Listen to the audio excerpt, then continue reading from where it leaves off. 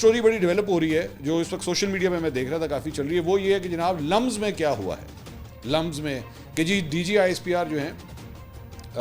वो गए थे लम्स, और लम्स के अंदर अकॉर्डिंग टू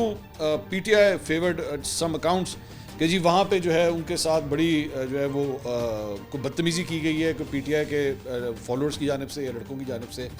या कोई पता नहीं कोई नारेबाजी हुई है, सब कुछ। तो हमने ज़रा सोचा ज़रा थोड़े से कबूतर जो हैं वो उड़ाए जाएँ, ज़रा पता करवाया जाए हुआ क्या है।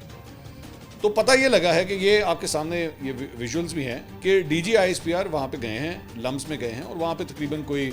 2.5 घंटे मुझे बताया जा रहा है, अप्रॉक्सीमेटली 2.5-3 घंटे का एक सेशन जो है उन्होंने वहाँ पे किया है। अब मुझे ये पता लगा कि वहाँ पे जो चंद स्टूडेंट्स थे उनकी जानिब से काफ़ी हार्ड हिटिंग क्वेश्चन जो है वो किए गए। मिसाल के तौर पे एस्टैब्लिशमेंट का रोल पॉलिटिक्स के अंदर क्यों है, क्या होना चाहिए, कितना होना चाहिए कि नहीं होना चाहिए, इलेक्शंस किस तरह हुए, मौजूदा एनवायरनमेंट क्या है,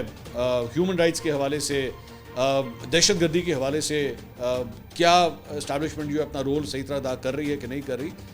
दैट्स इट। वहाँ पे DGISPR के जाने के बाद अगर वहाँ पे कोई नारेबाजी हुई है या कुछ हुआ है, उनकी मौजूदगी में ऐसा कुछ नहीं हुआ, DGISPR की मौजूदगी में ऐसा कुछ नहीं हुआ है, लेकिन बाद में अगर हुआ है तो ठीक है। वो उन बच्चों को अगर तो यूनिवर्सिटी उनको राइट देती है कि वो एहतजाज करें तो उनका राइट है, लेकिन ड्यूरिंग द सेशन जितनी देर ये क्वेश्चन आंसर्स हुए हैं उसके अंदर ऐसा कोई बात नहीं।